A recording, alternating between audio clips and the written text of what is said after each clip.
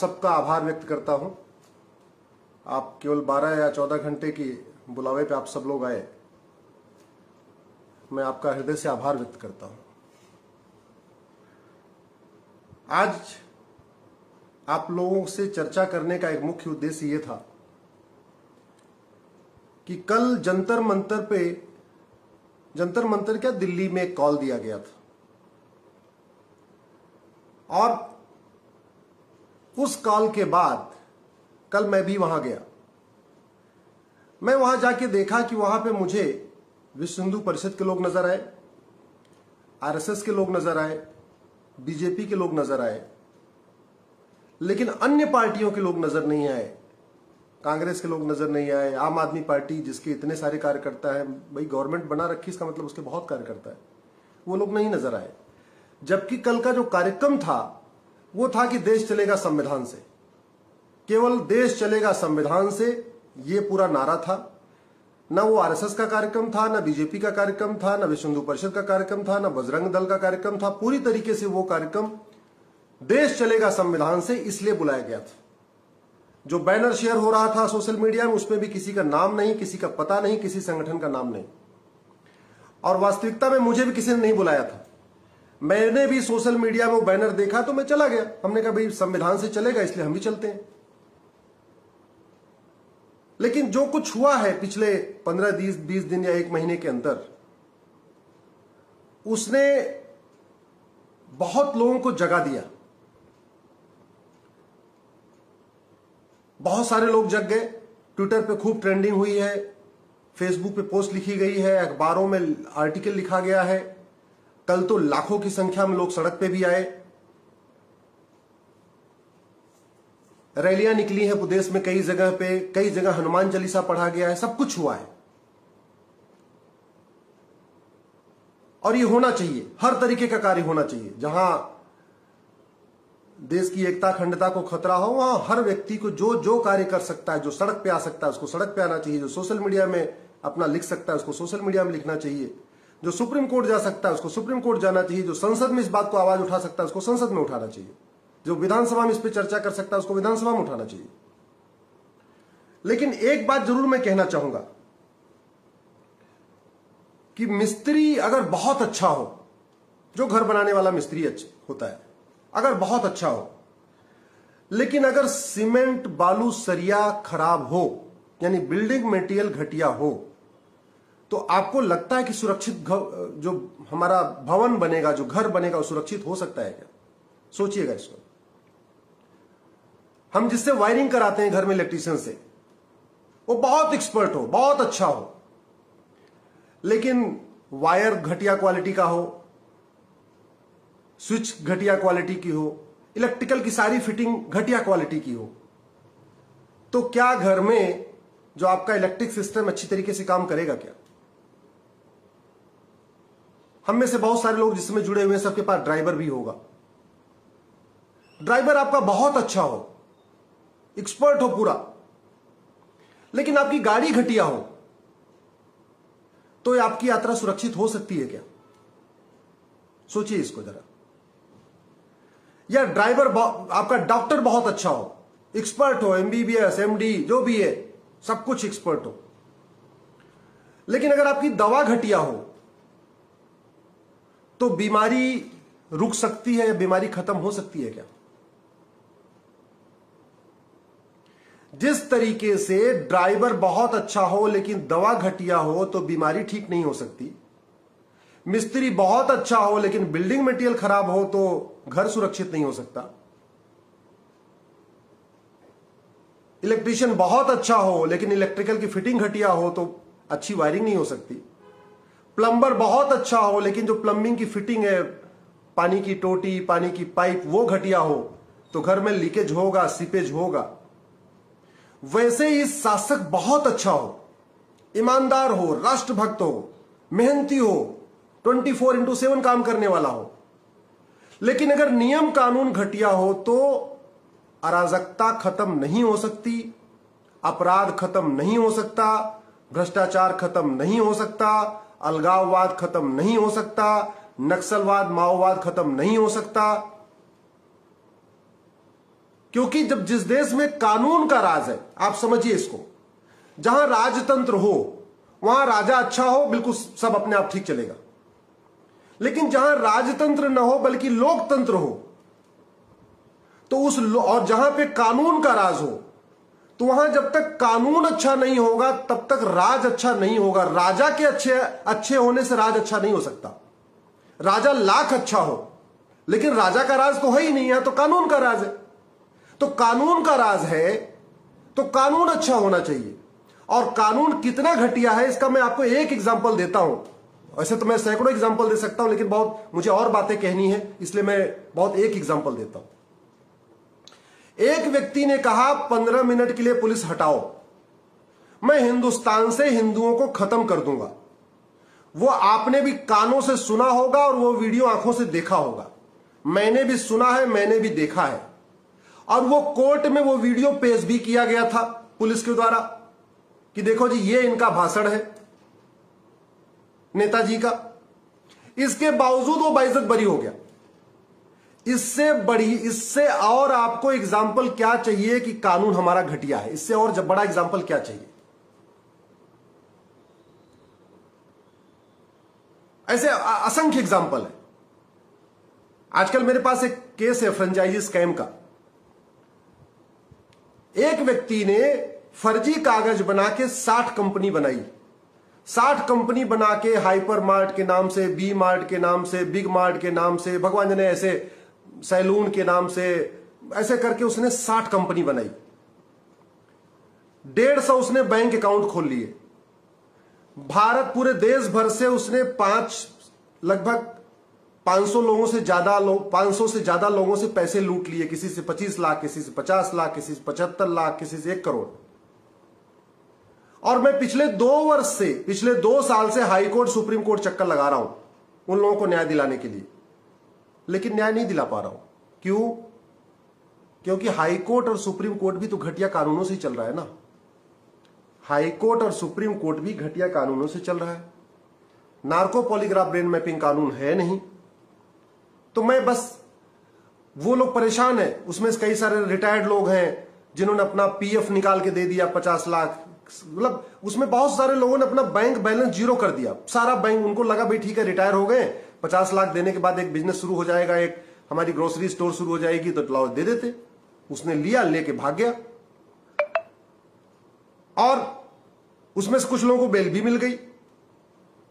मुकदमा चलेगा कम से कम 10 से 20 साल। डिस्ट्रिक्ट कोर्ट में चलेगा, फिर हाई कोर्ट में जाएगा, फिर सुप्रीम कोर्ट में जाएगा। मतलब कानून कितना घटिया है इसका दूसरा एग्जांपल आपको बताता हूं। 2012 में राहुल गांधी के खिलाफ मुकदमा दर्ज हुआ और उस घटिया कानूनों की कमियों को फायदा उठाते हुए अभी 2022 में उनसे पूछताछ हो रही है। 2012 में मुकदमा दर्ज हुआ, 2022 में पूछताछ हो रही है। अगर कानून नहीं बदले गए तो अगले 10 साल में उनकी चार्जशीट फाइल होगी, यानी 2032 तक। कानून नहीं बदला गया तो 10 साल लग जाएगा, डिस्ट्रिक्ट कोर्ट में मुकदमा चलेगा, यानी 2042 तक। कानून नहीं बदला गया तो 10 साल हाई कोर्ट में मुकदमा चलेगा, यानी 2052 तक। और कानून नहीं बदला गया तो 10 साल सुप्रीम कोर्ट में मुकदमा चलेगा, यानी 2062 तक। तो 2012 में मुकदमा दर्ज हुआ, 2022 में पूछताछ हो रही है। इस गति से अगर चलता रहा तो सजा देते देते 2062 आ जाएगा। इस बीच बहुत सारे गवाह पलट जाएंगे, बहुत सारे गवाह खत्म हो जाएंगे, उनकी उम्र पूरी हो चुकी होगी, वो भगवान को प्यारे हो जाएंगे, तो सबूत के अभाव में अपने आप बरी भी हो जाएंगे। अभी जो उदयपुर की घटना हुई है, मेरे पास आपको ये दिख रहा होगा, फेडरल पिनल कोड, सबको दिख रहा होगा। ये मैंने अमेरिका से मंगाया है। एक मेरे फ्रेंड है हेमंत पटेल, उन्होंने अमेरिका से मुझे इसको भेजा है। जैसे भारत में इंडियन पिनल कोड चलता है, वैसे यहां फेडरल पिनल कोड चलता है अमेरिका में। मैंने इसके अनुसार कैलकुलेट किया कि अगर कन्हैया की हत्या अमेरिका में हुई होती तो उसको कितनी सजा मिलती। जो कन्हैया तेली की हत्या हुई है उदयपुर में, अगर कन्हैया तेली की उसी तरीके से हत्या अगर अमेरिका में हुई होती तो उसको क्या सजा मिलती। अमेरिका में अगर कन्हैया तेली की हत्या हुई होती तो मात्र 2 साल के अंदर उसको 5 फांसी की सजा होती, एक फांसी नहीं 5। मतलब एक बार उसको फांसी पे लटकाते, जब वो खत्म हो जाता उतारते, दोबारा लटकाते, तो एक बार तो खत्म हो ही चुका है, लेकिन उसको ये काम 5 बार करते और ये काम होता 2 साल के अंदर। और बाय द वे आजीवन कारावास फांसी नहीं होती तो उसको 550 साल की सजा होती, 550 ईयर्स। अभी दैनिक भास्कर इस पे एक स्टोरी कर रहा है। दैनिक भास्कर के एक पत्रकार है मनीष जी, उनसे हमने फोन किया था, मैंने उनको बताया कि किस धारा में कितनी सजा होगी। शायद आज या कल में वो आर्टिकल आ जाएगा तो मैं शेयर भी कर दूंगा, आप लोग उसको देखना भी कि 550 साल की सजा किन किन धाराओं में कैसे होगी। 550 साल की सजा। मैं आपको और दूसरा एग्जांपल बताता हूं। जैसी घटना यहां चिटफंड बना के लोग लूटते हैं, नहीं है, सहारा चिटफंड बनाया, ऐसे शारदा स्कैम हुआ, बहुत सारे लोग चिटफंड बना बना के कंपनियां बनाते हैं, लोगों को लूट के चले जाते हैं। एक मेरी पीआईएल ब्लैक मनी के ऊपर चल रही है, उसमें कैलकुलेट करके मैंने दिया है। थाईलैंड में एक चमाय थिम्सोय करके नाम बंदा था, चमाय थिम्सो।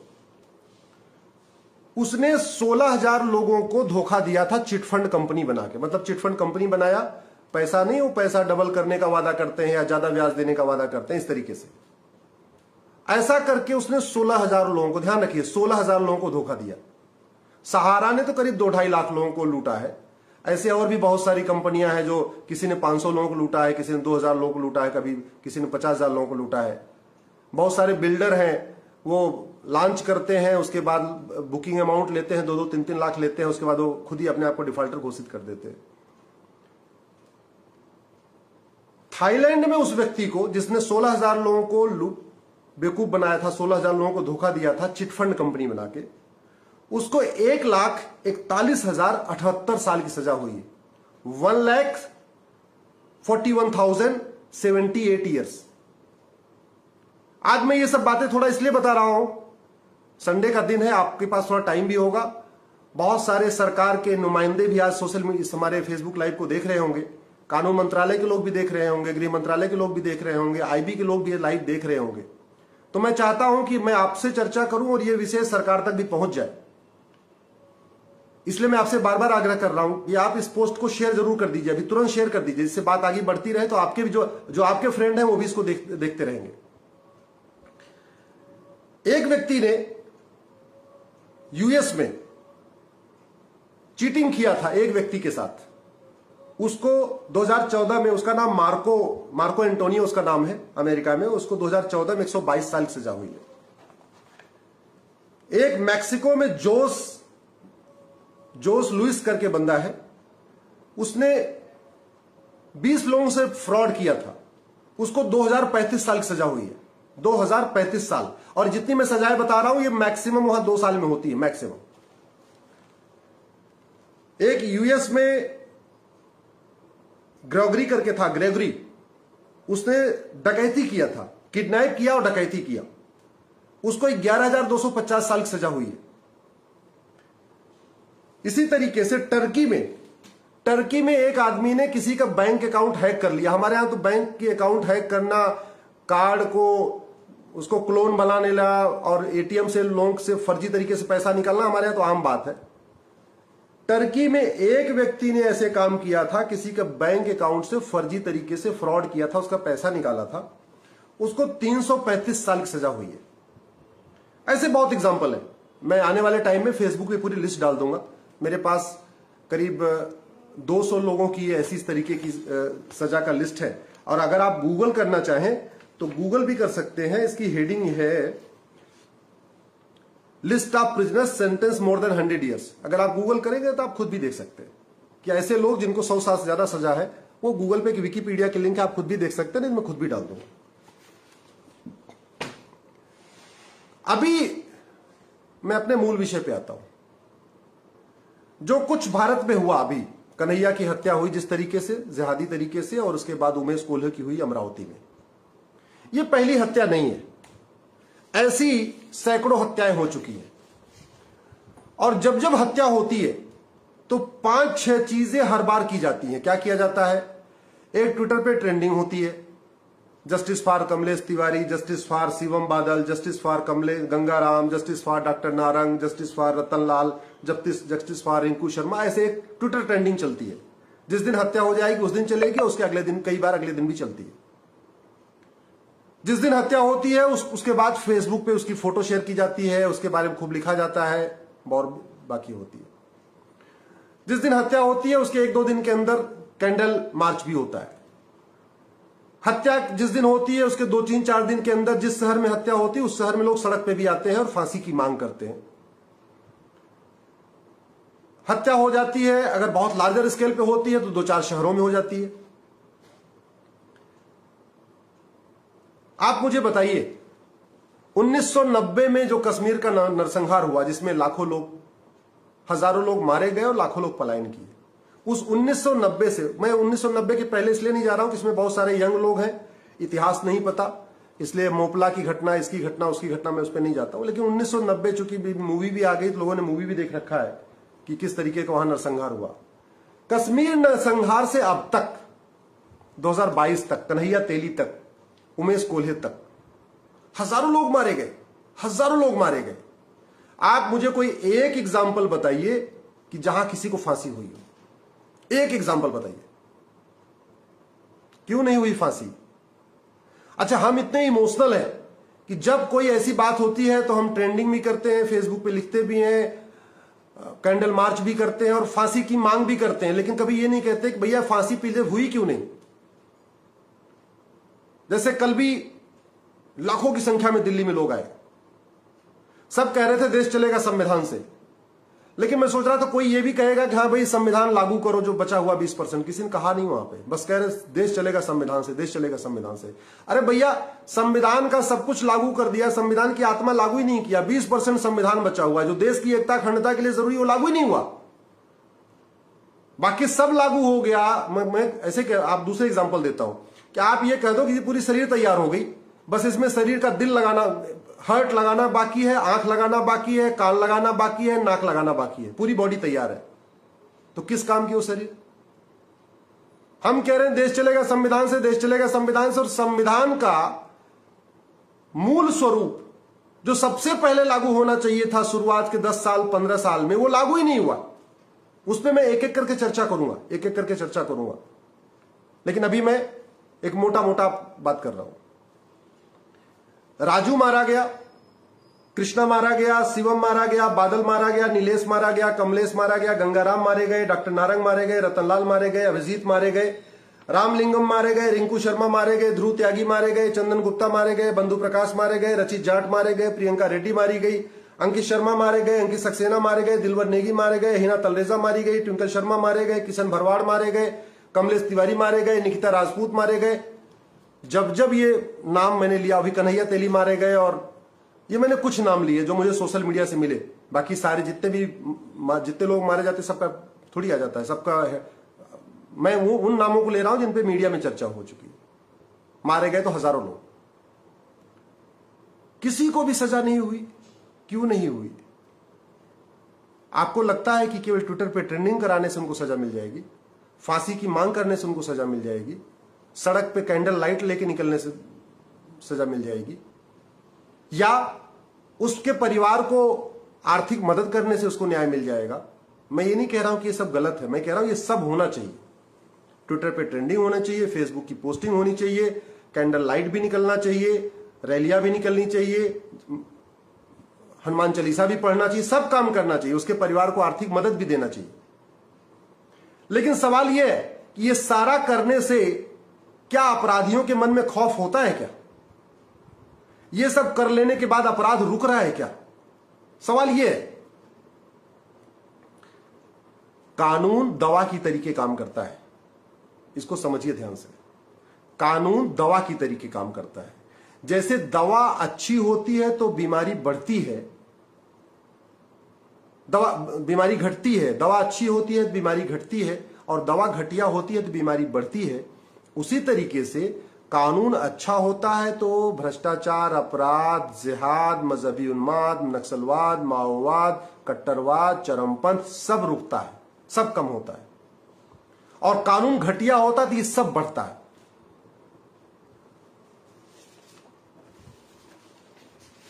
अब किसी को यह बताने की जरूरत है क्या कि जो ये जिहाद फैल रहा है मानवता के खिलाफ, इसकी जड़ कहां पे है? सबको पता है। और दूसरी बात, मैं एक चीज और आपसे कहना चाहूंगा, आप लोग इस राक्षसी प्रवृत्ति को किसी उससे मत कनेक्ट करिए। विष्णु पुराण एक बार पढ़िए, और विष्णु पुराण नहीं पढ़ सकते हैं तो आज के डेट में आपके पास मोबाइल तो है ही है, विष्णु पुराण सीरियल देखिए। बी.आर. चोपड़ा साहब ने बहुत अच्छा सीरियल बनाया था विष्णु पुराण, जिसमें उन्होंने दिखाया है कि पृथ्वी की उत्पत्ति कैसे हुई और पृथ्वी की उत्पत्ति के बाद से आगे क्या क्या हुआ। उसमें भगवान कृष्ण का जो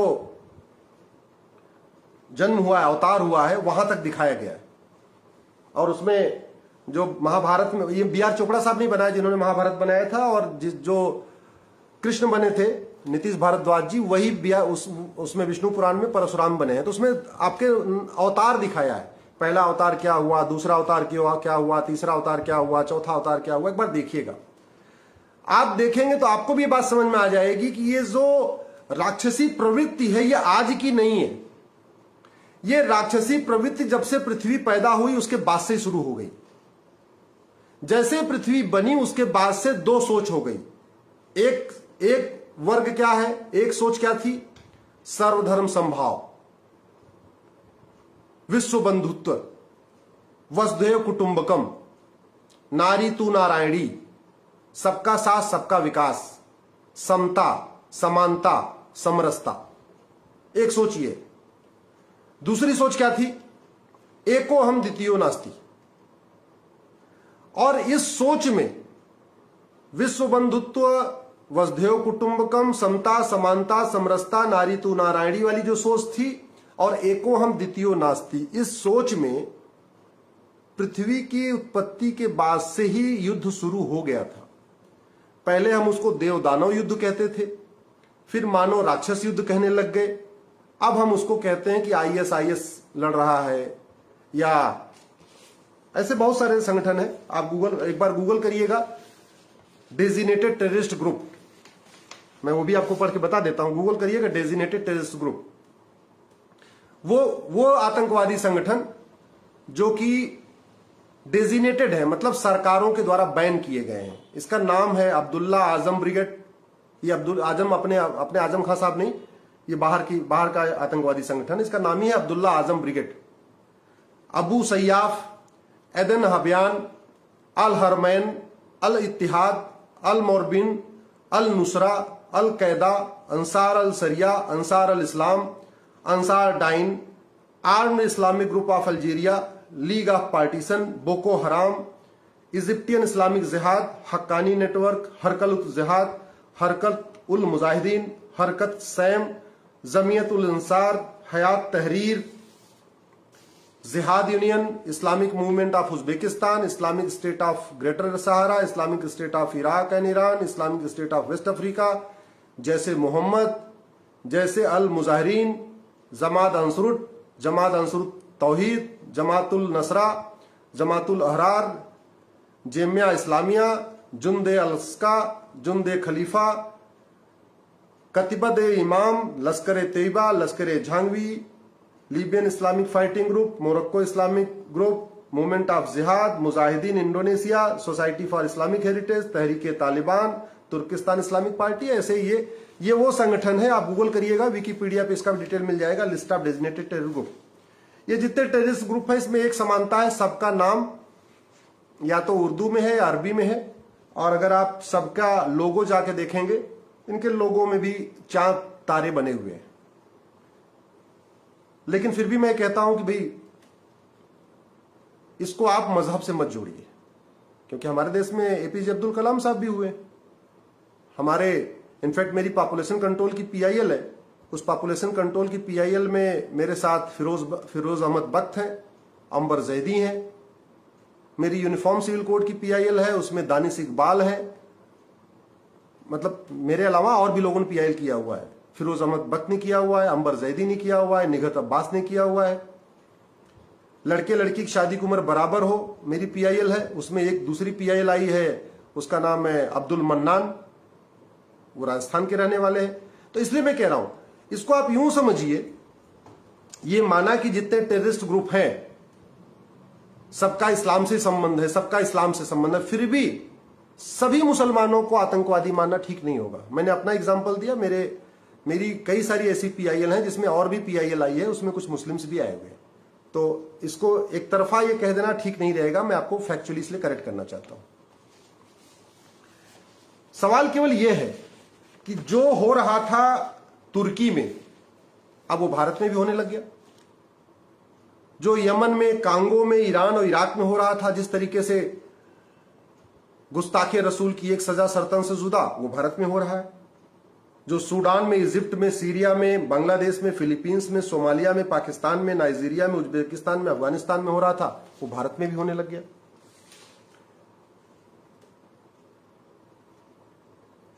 एक बात अच्छी तरीके से समझिए कि जब जब अराजकता बढ़ती है, मजहबी उन्माद बढ़ता है, तो उससे नेताओं को कोई फर्क नहीं पड़ता। जैसे 1947 का बंटवारा हुआ, आप मुझे कोई एक नेता का नाम बताइए उस बंटवारे के दौरान कोई मारा गया हो। 1947 का जब भारत पाक का डिवीजन हुआ, कोई एक मुझे नेता बताइए जिन्ना को कभी थप्पड़ भी लगा हो, तो आप बताइए। अफगानिस्तान में अभी तालिबानियों ने कब्जा किया, मुझे आप कोई एक एग्जाम्पल बताइए कि अफगानिस्तान के जो पहले के वहां पे मंत्री थे या सांसद थे, किसी को मारा गया हो, तालिबानियों ने मारा हो। क्योंकि ये जो नेता होते हैं, सम्भ्रांत वर्ग होते हैं, बुद्धिजीवी होते हैं, एलिट क्लास के होते हैं, नेता, अभिनेता, बड़े पत्रकार, लेखक, बुद्धिजीवी, ये जब खतरा आता है उसके पहले भाग लेते हैं, तुरंत भाग लेते हैं। बसती है वहां जनता। तालिबान, मैं पुराने एग्जांपल नहीं दे रहा हूं, मैं लेटेस्ट वाला एग्जांपल दे रहा हूं जो 10-20 साल में हुआ, जिससे आपको भी थोड़ी मेमोरी में रहेगा कि जब अफगानिस्तान में तालिबान का राज हुआ, कोई नेता नहीं मारा गया, आम जनता ही जहाज का टायर पकड़ पकड़ के लटक रही थी। लेकिन आम जनता की गलती यह है कि वो अपना दिमाग नहीं लगा रही थी। जब उसको भड़काया जा रहा था तो वो उन नेताओं के कहने पर चल रही थी।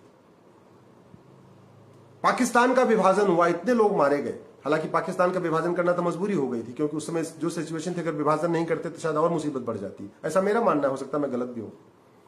लेकिन जो परिस्थितियां पहले थी, देवासुर संग्राम होता था, देव और असुरों में संग्राम होता था, मानव राक्षसों में संग्राम होता था, देव दानवों में संग्राम होता था, वो संग्राम आज भी बरकरार है। लेकिन कुछ हमारे बतौलेबाज, खासतौर पे कवि, जिनको 2-3 लाख रुपए मिल जाता है एक रात में कविता पाठ करने का, या 2-4-5 लाख रुपए मिल जाता है, 50,000 मिल जाता है, ऐसी ऐसी बतौलेबाजी करते हैं, ऐसे ऐसे भाषण बात देते हैं। कुछ बात है कि हस्ती मिटती नहीं हमारी, ये मतलब ये उनका पेट डायलॉग है। जहां जाएंगे एक डायलॉग जरूर मारेंगे, कुछ बात है कि हस्ती मिटती नहीं हमारी। अरे भैया, पूरी दुनिया से हस्ती तुम्हारी मिट गई। दुर्योधन का ननिहाल, गंधार अफगानिस्तान बन गया। आज की डेट में वहां पे एक भी व्यक्ति शंकर का और विष्णु का नाम लेने वाला नहीं बचा। तुम कहते हो कुछ बात है कि हस्ती मिटती नहीं हमारी। राजा भरत का ननिहाल कैके, जहां से रानी कैकेयी आई थी, वो देखते देखते पाकिस्तान बन गया। कैके का मतलब पेशावर। अब तुम बतौलेबाजी करते हो, कुछ बात है कि हस्ती मिटती नहीं हमारी, लोगों को गुमराह करते रहते हो। तुम तो पैसा कमा रहे हो कविता पाठ करके, तुम्हें तो पैसा मिल रहा है एक रात का कविता करने का, 1 लाख, 2 लाख, 3 लाख, 5 लाख। तो लोगों को तुम बरगलाना तो बंद कर दो, पैसा ले लो, लेकिन थोड़ी सच्चाई भी तो रखो। पैसा लेके लोगों को गुमराह क्यों कर रहे हो? ये जितने बतौलेबाज कवि है, कुछ बात है कि हस्ती मिटती हमारी, ये जितने बतौलेबाज नेता हैं, ये आपको गुमराह कर रहे हैं। मैं आपको 50-55 देशों की लिस्ट बता देता हूं जहां जहां हस्ती मिट गई, और हस्ती ऐसी मिटी कोई नामलेवा नहीं बचा है। कुंभा देखते देखते काबुल हो गया 100 साल में, पर्शिया ईरान हो गया, गंधार कंधार हो गया, कैके पेशावर बन गया, तक्षशिला रावलपिंडी बन गया, सुवास्तु स्वाद घाटी बन गया। और चलो बात तो छोड़ दो, पुराना इतिहास मान लो नहीं भी पढ़ा होगा आपने। मैं आपको लेटेस्ट बताता हूं, जो मैंने सुप्रीम कोर्ट, मेरी पीआईएल चल रही है। एक मेरी पीआईएल चल रही है कि भारत के 9 राज्यों में हिंदू खत्म हो गए, 9 राज्यों में हिंदुओं को अल्पसंख्यक का दर्जा दो। ये गर्व की बात नहीं, शर्म की बात है। और उससे ज्यादा शर्म की बात यह है कि हमको अल्पसंख्यक के दर्जे के लिए लड़ना भी पड़ रहा है। उससे ज्यादा शर्म की बात यह है कि अल्पसंख्यक का दर्जा दिलवाने के लिए लड़ना भी पड़ रहा है। माइनॉरिटी को डिफाइन करने के लिए हमको सुप्रीम कोर्ट में लड़ना पड़ रहा है। कौन है अल्पसंख्यक, ये इसकी परिभाषा करवाने के लिए लड़ना पड़ रहा है। और लड़ते लड़ते थक गया, इसलिए थक गया हूं, 5 साल से लड़ रहा हूं क्योंकि कानून घटिया है। वहां माइनॉरिटी की परिभाषा नहीं हो रही है, क्योंकि हमको तारीख पे तारीख मिल रही है, हर बार 1-2 तारीख मिल जाती है। ऐसे तो पीआईएल करते करते मेरी पूरी जिंदगी निकल जाएगी और रिजल्ट आएगा ही नहीं।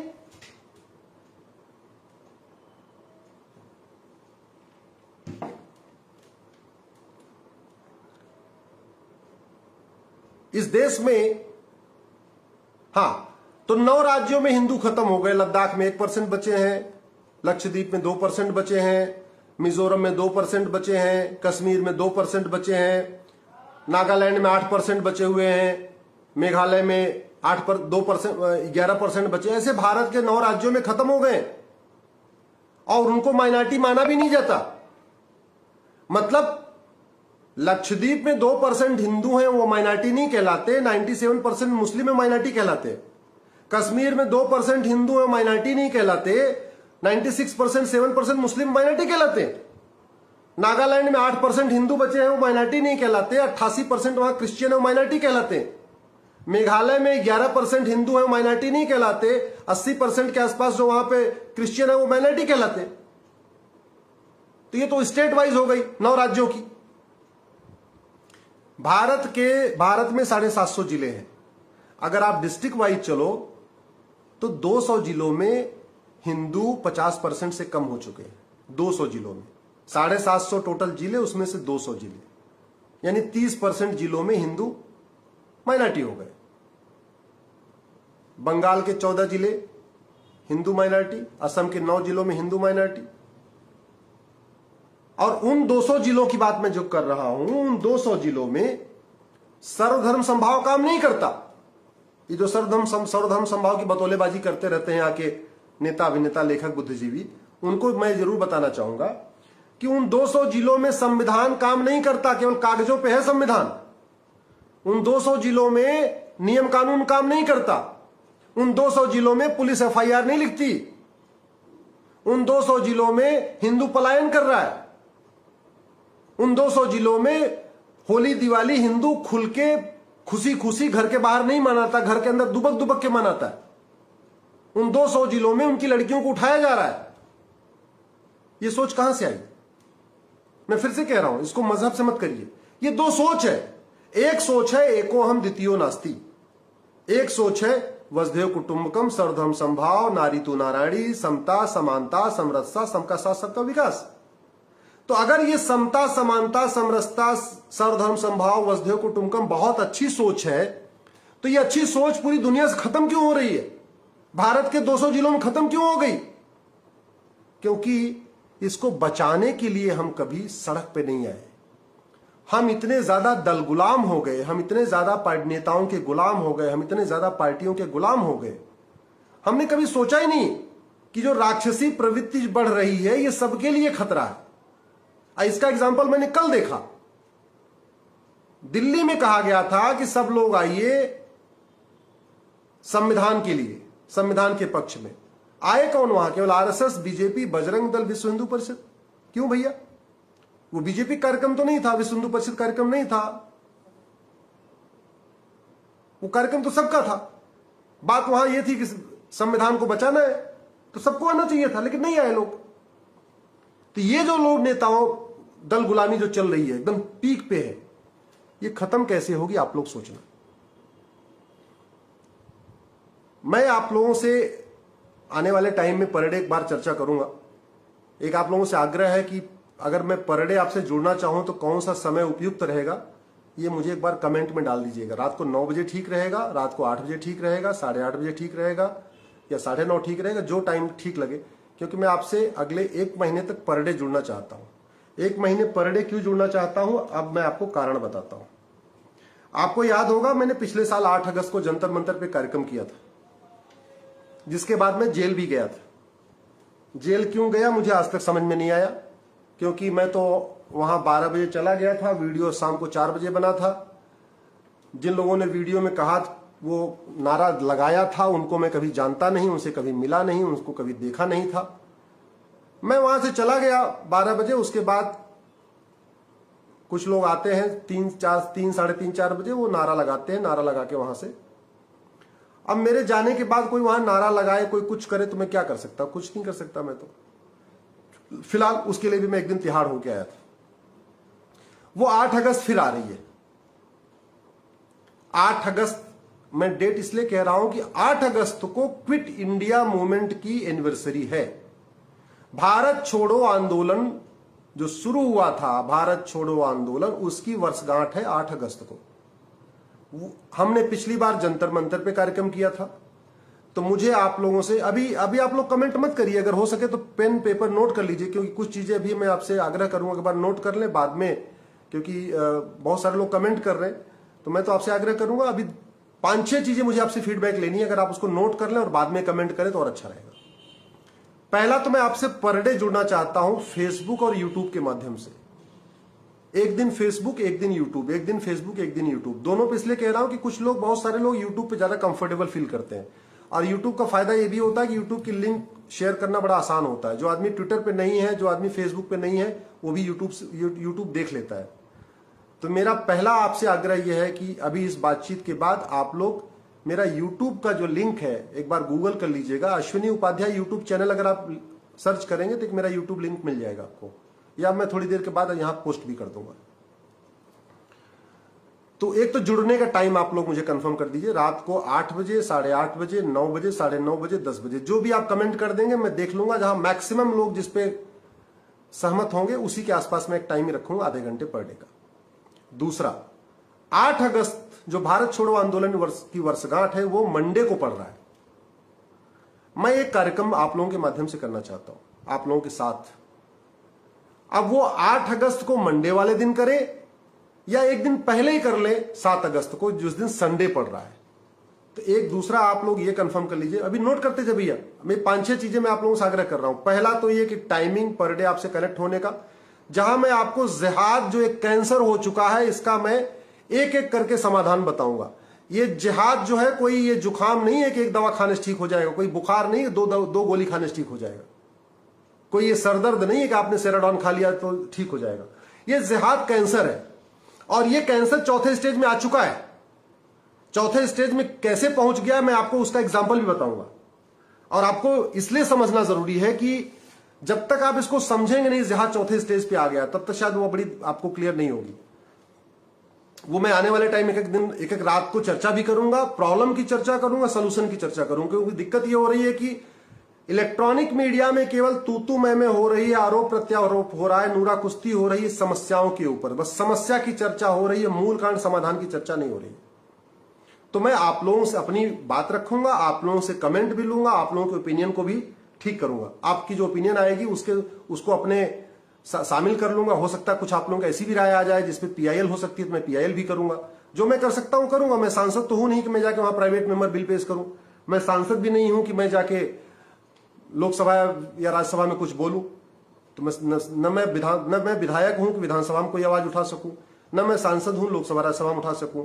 मैं एक वकील हूं, वकील के नाते आपसे चर्चा करूंगा। जो आप लोगों की ओपिनियन आएगी उसके अकॉर्डिंग मैं पीआईएल फाइल करूंगा, हाई कोर्ट, सुप्रीम कोर्ट, जो मैं कर सकता हूं यही कर सकता हूं।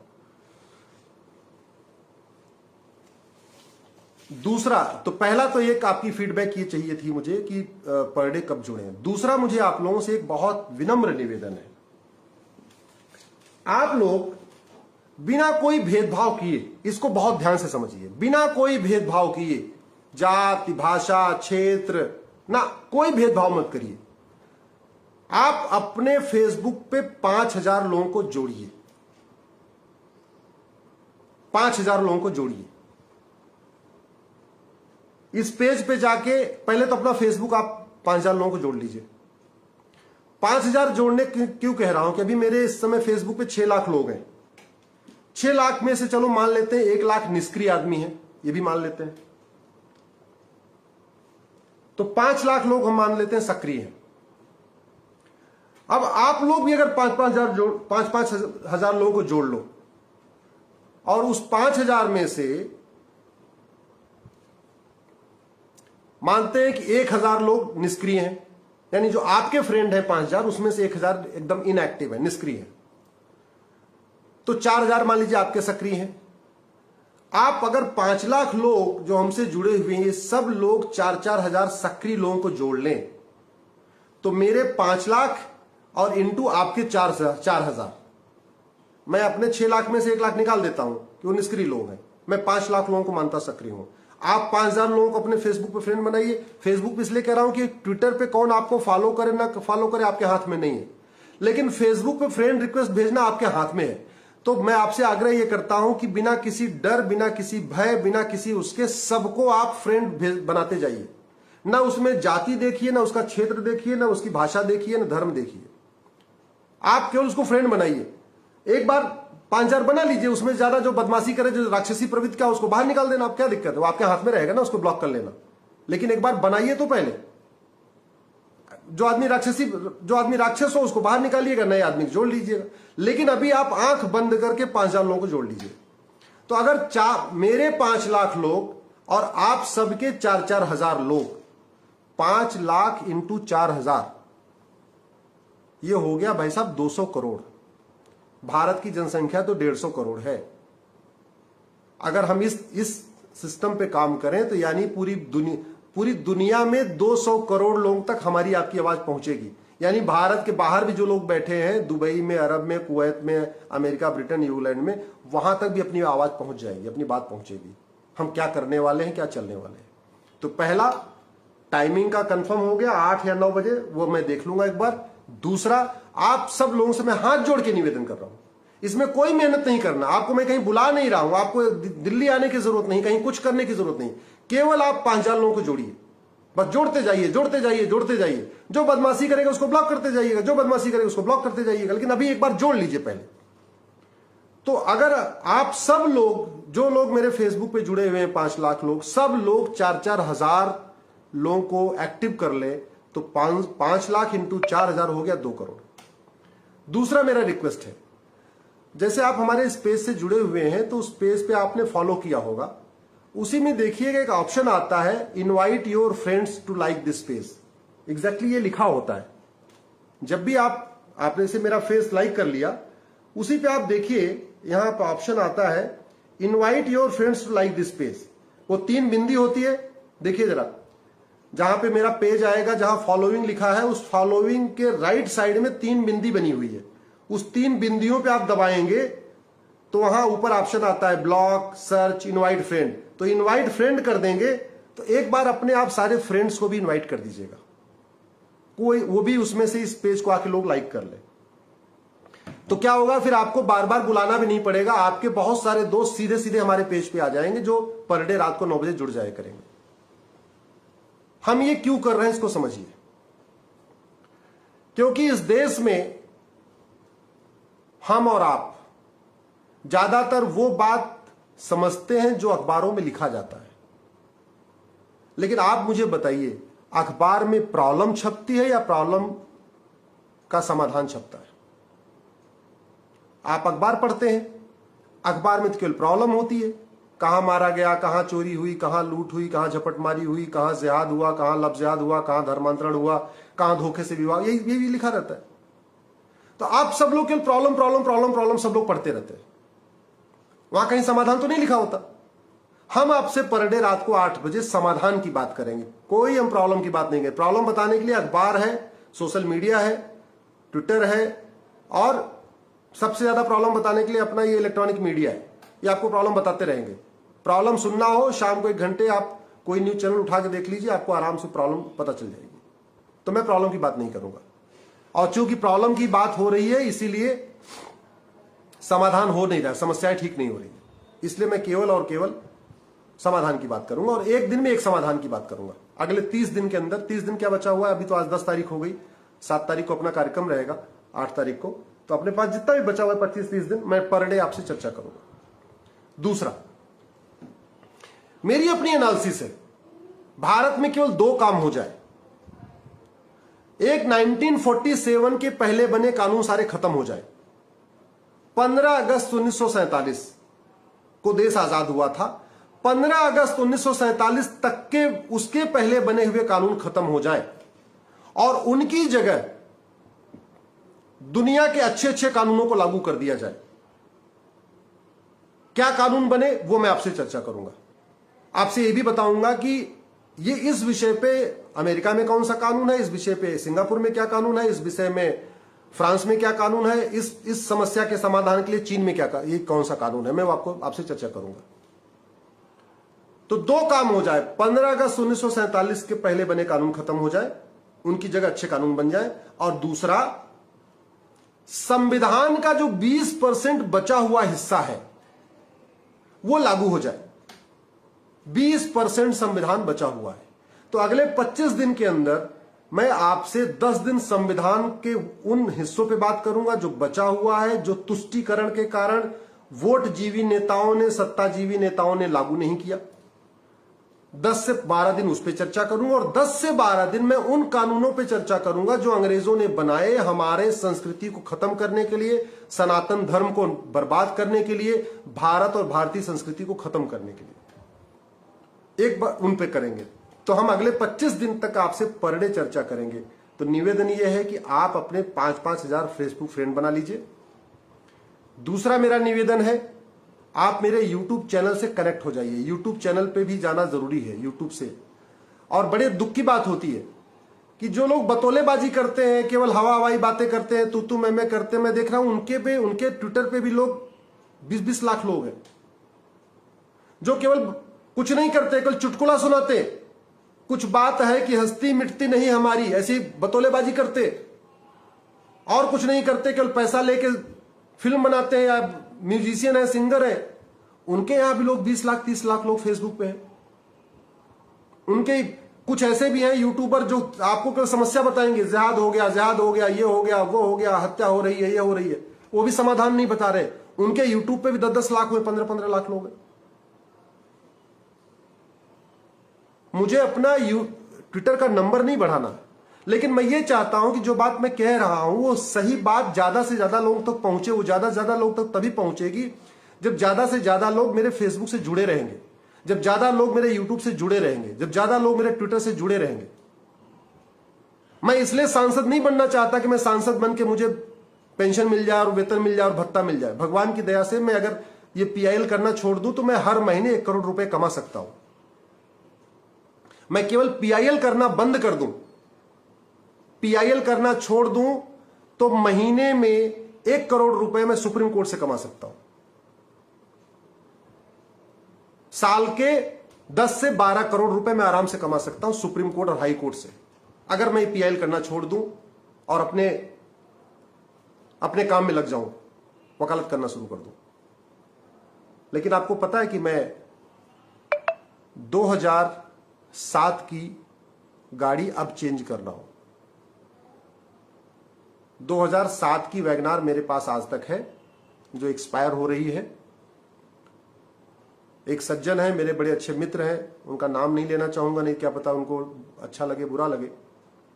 एक मेरे मित्र हैं विकास गर्ग जी, उन्होंने मुझे अपनी गाड़ी एक दिया है। ऐसी चर्चा हो गई, हमने कहा मेरी गाड़ी एक्सपायर हो रही है, 15 साल पूरे हो गए। अगले दिन उन्होंने अपनी एक टाटा की गाड़ी भेजी। अब मैं उस गाड़ी से चलता हूं। सेकंड हैंड गाड़ी है, 5 साल पुरानी उनकी गाड़ी थी वो, लेकिन उन्होंने मुझे दिया। तो मैंने कोई एनजीओ बनाया है पैसे लेने के लिए, ना मैं वकालत कर रहा हूं, जबकि वकालत से मैं हर महीने 1 करोड़ रुपए कमा सकता हूं। साल में 10-12 करोड़ रुपए मेरे लिए कमाना कोई बहुत बड़ी बात नहीं है। लेकिन मुझे दुख इस बात का है कि जहां मैं समस्या का समाधान बताना चाहता हूं, लोगों को ऐसे लगता है कि समाधान नहीं चाहिए, लोगों को केवल समस्या चाहिए। लोग समस्या सुनना चाहते हैं। जो नेता केवल बतौलेबाजी कर रहे हैं उनके 5-5 करोड़ फॉलोअर, जो नेता, जो हीरो हीरोइन केवल कुछ नहीं करते, केवल भाषणबाजी कर रहे हैं, उनके 5-5 करोड़ फॉलोअर। हमारे ट्विटर पे 4 लाख, यूट्यूब पे 20,000 और फेसबुक पे 6 लाख। तो मैं अपनी बात पहुंचाऊं कैसे? इसलिए मैं आज आपसे खुल के हाथ जोड़ के निवेदन कर रहा हूं, अपने 5-5 हजार फ्रेंड बनाइए फेसबुक के, उन लोगों को इनवाइट करिए कि मेरा पेज भी कनेक्ट करें। आप सब लोग मेरे यूट्यूब चैनल को भी सब्सक्राइब कर लीजिए। और यूट्यूब पे मैं आपको बता दूं कि बहुत सारे लोग तो यूट्यूब पे ऐड लगाते हैं पैसा कमाने के लिए। मैंने ऐड भी नहीं लगाया हुआ, मेरे आप यूट्यूब पे जाके देखिएगा, कोई ऐड वैड नहीं मिलेगा। मुझे ऐड का पैसा नहीं चाहिए, मुझे यूट्यूब से पैसा नहीं कमाना। पैसा कमा रहे हैं ना, बहुत सारे लोग कमा रहे हैं, मुझे नहीं पैसा कमाना। मैं तो ये चाह रहा हूं कि कम से कम वो जो सच्चाई है, हर समस्या का जो समाधान है वो आपके पास पहुंच जाए। आपके पास पहुंच जाएगा तो आप सवाल पूछना शुरू कर देंगे, आप सवाल उठाना शुरू कर देंगे। आप सवाल उठाना शुरू कर देंगे तो आपको समाधान मिल जाएगा। नहीं तो एक के बाद दूसरी हत्या होती रहेगी, दूसरी के बाद तीसरी हत्या हो रही, तीसरी के बाद चौथी हत्या होती रहेगी। ये ध्यान रखिए, अनंत हत्याएं होती रहेंगी। और एक दिन आपको मैं जरूर बताना चाहूंगा,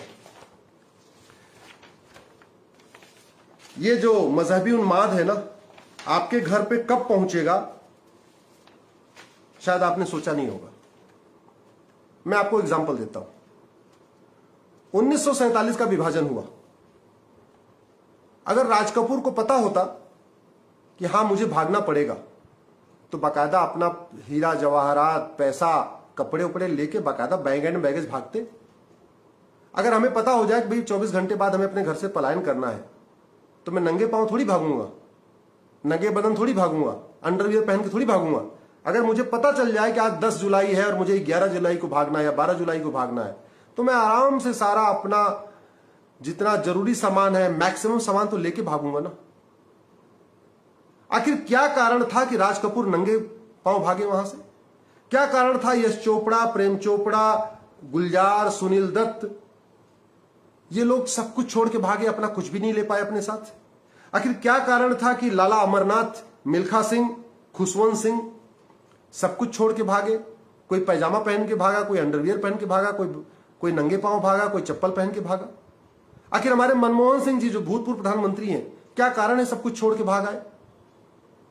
आखिर क्या कारण था कि जेठमलानी जी अपना सब कुछ छोड़ के वहां से भागे, परिवार लेके भागे वहां से? आखिर क्या कारण थे कि आडवाणी जी सब कुछ वहां छोड़ के भागे, जेठमलानी सब कुछ छोड़ के भागे? मैं आपको फिर से कह रहा हूं, ये मजहबी उन्माद आपको घंटी बजा के नहीं आता आपके घर पे। ये आपके घर पे घंटी बजा के नहीं आएगा, हां जी अब खाली करो घर, हम आपके आ गए हैं। कश्मीर वालों का आपने देखा तो वो मूवी देखी कश्मीर फाइल? एक दिन पहले पता था क्या हमको भागना पड़ेगा? कश्मीर जो कश्मीरी हिंदू थे, क्या उनको एक दिन पहले पता था कि हाँ हमको कल पलायन करना पड़ेगा? नहीं। मैं फिर से बार बार कह रहा हूं, ये कैंसर है। कैंसर का एक इलाज नहीं होता, कैंसर का संपूर्ण इलाज करना पड़ता है। और खासतौर पे इसमें मुस्लिम्स को भी आगे आना पड़ेगा। नहीं तो एक बात याद रखें, तालिबान के मुसलमान खुश नहीं है। जब जहां जहां जिहाद बढ़ता है, जहां जहां पे इस्लाम बढ़ता है, वहां सबसे बड़ी समस्या महिलाओं के लिए होती है। आप एक बार अफगानिस्तान में जाके महिलाओं की स्थिति देख लीजिए।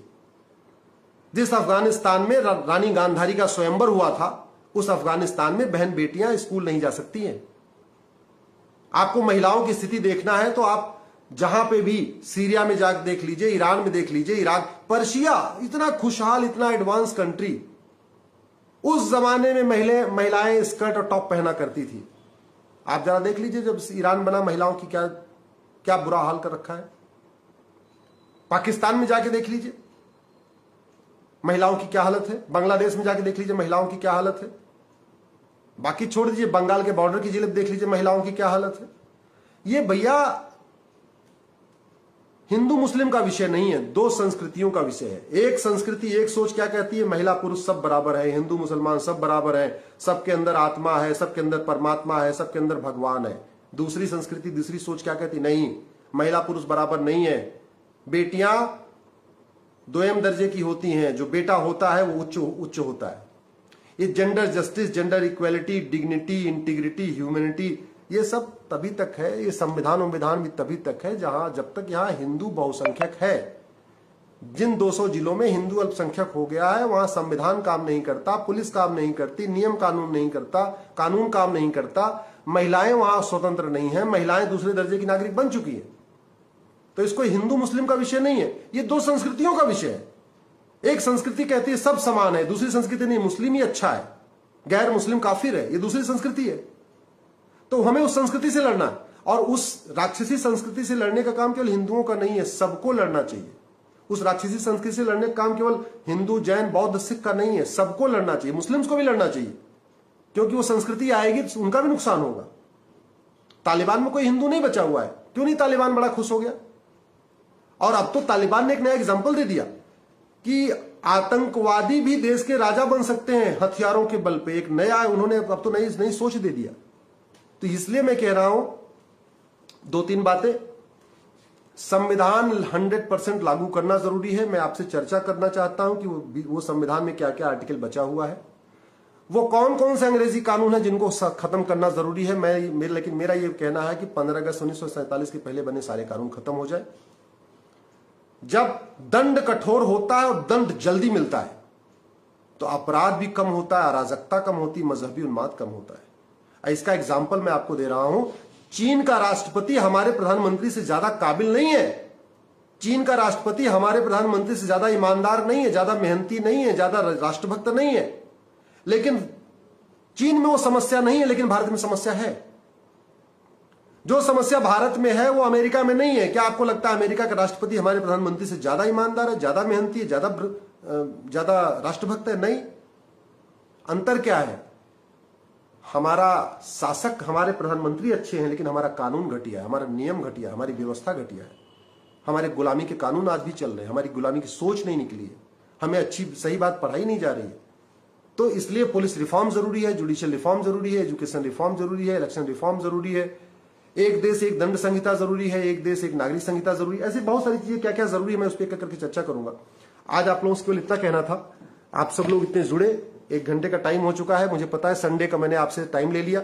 संडे के दिन आप सबको ब्रेकफास्ट करना होता है, परिवार के साथ कहीं जाना होता है, थोड़ा घूमना टहलना होता है। परिवार के लोग ये भी कह रहे होंगे कहाँ फेसबुक पर जुड़ गए सुबह सुबह संडे के दिन उपाध्याय जी के साथ। चलो ये काम करना है, मार्केट चलना, ये करना। तो मैं आप लोगों से अंतिम बार, पहला, प्लीज आप अपने फेसबुक पे 5000 लोगों को जोड़िए, जितने जल्दी हो सके जोड़िए। पर डे आप 200, 300, 400 लोगों को फ्रेंड रिक्वेस्ट भेजिए।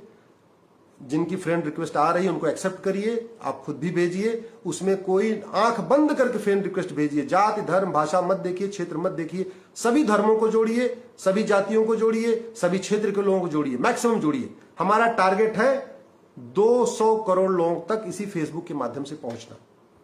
दूसरा, रात को हम आपसे पर डे चर्चा करेंगे, तो वो चर्चा हम किसी दिन यूट्यूब से भी करेंगे। फेसबुक वाली क्या होती है, पोस्ट नीचे चली जाती है, बाद में लोगों को मिलती नहीं है। तो मैं आपसे आग्रह करूंगा कि मैं ऐसे करूंगा कि एक दिन फेसबुक लाइव करूंगा, एक दिन यूट्यूब लाइव करूंगा। तो मेरा आप सबसे आग्रह है कि आप यूट्यूब मेरा जो है गूगल कर लीजिएगा, अश्विनी उपाध्याय यूट्यूब चैनल। अभी मैं इस बातचीत के तुरंत बाद अपना यूट्यूब का लिंक मैं शेयर कर दूंगा अपने पेज पे, चाहे तो वहीं जाके आप उसको सब्सक्राइब कर लीजिएगा, उसको बेल आइकॉन भी प्रेस कर लीजिएगा।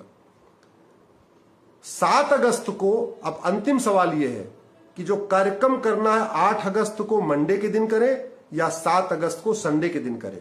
कार्यक्रम क्या करना है उसको भी आपको बता देता हूं। 7 अगस्त को या 8 अगस्त को, अभी मैं आपके कमेंट देख लूंगा। सबको अपने अपने घर पे रहना है। दिल्ली नहीं मैं किसी को बुला रहा, और मैं दिल्ली इसलिए नहीं बुला रहा हूं, मैंने पिछले साल दिल्ली बुलाया था, उसके बाद मैं तिहाड़ गया था। हालांकि मैं डरा नहीं हूं, लेकिन फिर भी मैं आप लोगों को परेशान नहीं करना चाहता हूं। हम 7 अगस्त को या 8 अगस्त को, अभी आपके कमेंट जैसा आप कमेंट करेंगे उसके हिसाब से, सबको एक एक अंग्रेजी कानून खरीदना है। अंग्रेजी कानून आपको अमेजॉन पे भी मिल जाएंगे, अंग्रेजी कानून आपको गूगल पे मिल जाएंगे, सब पीडीएफ फॉर्म में मिल जाएंगे। मैं आपको लिस्ट बताता जाऊंगा। ये वैभव जैन जी कह रहे हैं 7 अगस्त संडे वाला दिन जरा ठीक रहेगा, तो ठीक है, हम अभी तय कर लेते हैं। मतलब टाइम आप कंफर्म कर लीजिए। बहुत सारे लोग कह रहे हैं रात को 9 बजे होना चाहिए, और ज्यादातर लोग कहना है कि 7 अगस्त इज गुड, संडे का दिन है। ठीक है, संडे का दिन ठीक है। अभी 1-2 दिन और कर लेते, तो 7 अगस्त अभी जो ओपिनियन आई है 7 अगस्त की आ रही है, संडे की आ रही है। तो हम संडे के दिन सब लोग अपने आसपास 10 लोगों के ग्रुप में, 15 लोगों के ग्रुप में, घर के आसपास पार्क में या घर के ऊपर छत पे इकट्ठा होंगे। सब लोग एक एक अंग्रेजी कानून खरीद लें। नहीं खरीदना चाहते हैं तो पीडीएफ अवेलेबल है, किसी भी प्रिंटर के यहां जाके 50 रुपए में, 100 रुपए में उसका प्रिंट आउट निकल आएगा, वो निकाल के रख लें। हमें क्या करना है, 7 अगस्त को अंग्रेजी कानूनों को जलाना है। टाइम रखेंगे 10 बजे का, सुबह 10 बजे। जैसे आज मैं आपसे 10 बजे मिला हूं, तो 7 अगस्त को भी 10 बजे, या 10 बजे करना, 11 बजे करना, वो भी आपके ऊपर, आज कमेंट आप डाल देना, उसमें मैं देख लूंगा। लेकिन मैं ये चाह रहा हूं कि पूरे भारत में या पूरी दुनिया में जहां जहां लोग फेसबुक से जुड़े हैं, 7 अगस्त को एक साथ अंग्रेजी कानूनों को जलाएं, एक साथ फेसबुक पे लाइव करें, एक साथ उसका वीडियो बना के बार बार वीडियो डालें, और एक ट्विटर हैंडल हम कर लेंगे, रिपील कॉलोनियल लॉज। उस रिपील कॉलोनियल लॉज पे जाके उसको हैशटैग पे ट्वीट करें। पूरे दुनिया को पता चलना चाहिए कि आज भारत में अंग्रेजी कानून जलाए जा रहे हैं। वीर सावरकर को यही हमारी सच्ची श्रद्धांजलि होगी, भगत सिंह को हमारी यही श्रद्धांजलि, क्योंकि हमारे जो हमारे स्वतंत्रता संग्राम सेनानी थे, वो केवल अंग्रेजी कानूनों से छुटकारा नहीं चाहते थे, वो अंग्रेजी सोच से छुटकारा चाहते थे, अंग्रेजी कानूनों से छुटकारा चाहते थे, अंग्रेजी व्यवस्था से छुटकारा चाहते थे, हर उन अंग्रेजी चीजों से छुटकारा चाहते थे। लेकिन हमारे यहां तो आज भी, अभी मैंने एक पीआईएल किया है, हमारे जहाजों पे आज भी लिखा हुआ है वीटी। वीटी मतलब विक्टोरिया टेरिटरी। अभी मैंने पीआईएल फाइल किया, और जज साहब बोले नहीं ये सरकार का काम है। हमने कहा सरकार ने 75 साल में नहीं किया तो आप आदेश दो। बोले नहीं आप सरकार के पास जाओ। तब मैंने सरकार को दोबारा रिप्रेजेंटेशन दिया है। ऐसी ऐसी चीजें हैं, बहुत सारी चीजें जो हमारी आपकी जानकारी में नहीं। हमारे आज भी आप किसी जहाज के ऊपर जाके देखना, कभी आप ट्रेवल करते हो ना, गूगल करके देख लीजिए, उस पर लिखा रहता है वीटी। वीटी मतलब विक्टोरिया टेरिटरी। आज भी भारत को विक्टोरिया टेरिटरी कहा जा रहा है, हमारे जहाज के ऊपर वीटी लिखा है, स्थिति है। तो हम सब 7 अगस्त को अंग्रेजी कानून जलाएंगे 10 बजे, सुबह 10 बजे सब लोग ग्रुप में जलाएंगे। एक एक आदमी नहीं, 5 आदमी, 6 आदमी, 8 आदमी का ग्रुप रहेगा, जलाएंगे। अंग्रेजी कानूनों को खरीद लीजिए, मैं लिस्ट डाल दूंगा, अमेजॉन से मंगा लीजिए या प्रिंट आउट निकाल लीजिए। अगर आप शहर में रहते हैं, किसी शहर में है, तभी 1 महीने का टाइम है, अपने किसी यार, किसी दोस्त, किसी को भी फोन करके बोल दीजिए भैया हमको 1860 की कोई आईपीसी मंगा लीजिए, 1860 की इंडियन पिनल कोड 100-150 रुपए की मिलती है। कोई पुलिस एक्ट मंगा ले 1861 का, कोई 1863 का अपना इंडाउमेंट एक्ट मंगा ले, कोई 1872 का एविडेंस एक्ट मंगा ले। ऐसे मैं कानूनों की लिस्ट बता दूंगा, मैं फेसबुक पे डाल दूंगा अभी, उनमें से जो जहां कानून चाहिए। लेकिन 7 अगस्त को हम सब मिलकर अंग्रेजी कानून जलाएंगे। और ये ऐसी अनोखी मुहिम है जिसमें हम कहीं किसी को बुला नहीं रहे हैं, हम सबको दिल्ली आने के लिए कह नहीं रहे हैं, आपको कोई परेशानी नहीं होगी, दिल्ली में कोई ट्रैफिक जाम नहीं होगा। लेकिन पूरी दुनिया की सबसे बड़ी मुहिम होगी जहां एक दिन, एक साथ, एक समय पे करोड़ों लोग, लाखों नहीं बल्कि करोड़ों लोग अंग्रेजी कानून जलाएंगे। फिर मिलेंगे आपसे। मैं जब भी लाइव करना होगा मेरे फेसबुक पे डाल दिया करूंगा, यूट्यूब पे डाल दिया करूंगा कब हम लाइव करेंगे।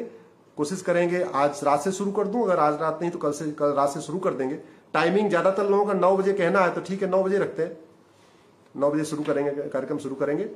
डॉक्टर साहब 7 अगस्त 10 बजे, डॉक्टर सुनील ओझा कह रहे हैं 7 अगस्त को सुबह 10 बजे अंग्रेजी कानून जलाओ। ठीक है, ओझा जी ने कह दिया, डॉक्टर भी हैं, ओझा भी हैं। डॉक्टर साहब आपकी बात सही, चलिए मान लेते हैं कि 7 तारीख को संडे के दिन, 7 अगस्त संडे सुबह 10 बजे सब लोग जलाएंगे। अभी से आप लोग अंग्रेजी कानूनों की कॉपी मंगाना शुरू कर दीजिए, अमेजॉन से मंगा लीजिए, नहीं तो अपने किसी परिचित को, किसी दोस्त को, किसी रिश्तेदार कह दीजिए। भाई 2-3 भाई आप अगर आपको मैं दिल्ली बुलाता तो आप आते, पैसा खर्च करते, आपका टाइम खराब होता, ट्रेन का टिकट लगता, यहां आके भी कुछ खर्च होता। तो वो मैं कुछ नहीं कर रहा हूं। तो आपको केवल 200-300 रुपए की कोई एक किताब खरीदनी है, उस किताब को खरीद लीजिए, उसको जलाएंगे। ये मैसेज देना बहुत जरूरी है। सरकार को भी पता चलना चाहिए कि अब भारत अंग्रेजी कानून नहीं चाहता, देश की जनता अंग्रेजी कानून नहीं चाहती है। और इन अंग्रेजी कानून जब जलेंगे, वो कहते नहीं है आपको अगर अच्छा भवन बनाना है तो आप पुराने भवन के ऊपर नया भवन मत बनाइए, बल्कि पुराने वाले भवन को गिरा दीजिए। तो पुराने वाले भवन को पहले हम डिमोलिश करेंगे, गिराएंगे, और सरकार से निवेदन करेंगे कि उन जो हम कानून जला रहे हैं उन कानूनों को खत्म करके और नया कानून बनाए। आप सब लोग आए, बहुत बहुत मैं आपका आभार व्यक्त करता हूं, मैं बहुत बहुत धन्यवाद करता हूं। मेरी तो केवल एक ही इच्छा है, मैं रहूं या ना रहूं, लेकिन सनातन रहना चाहिए। मैं रहूं या न रहूं, भारत बचना चाहिए। और यह भारत तभी बचेगा जब अंग्रेजी कानून खत्म होगा, और संविधान का जो 20% 10% 20% हिस्सा बचा हुआ है वो लागू होगा। फिर मिलेंगे। आज की चर्चा आज हो गई है। अब मैं आपको आज रात को नहीं बुलाऊंगा, नहीं तो रात को फिर घर में आपके नाराजगी भी हो सकती है। कल रात को 9 बजे हम फिर आपसे मिलेंगे। कल रात को यूट्यूब पे मिलेंगे या फेसबुक पे मिलेंगे, मैं आपको बता दूंगा, लेकिन आप सर्च कर लीजिएगा। आप मेरा यूट्यूब चैनल आज ही सब्सक्राइब कर लीजिएगा। जय हिंद, जय भारत, भारत माता की जय।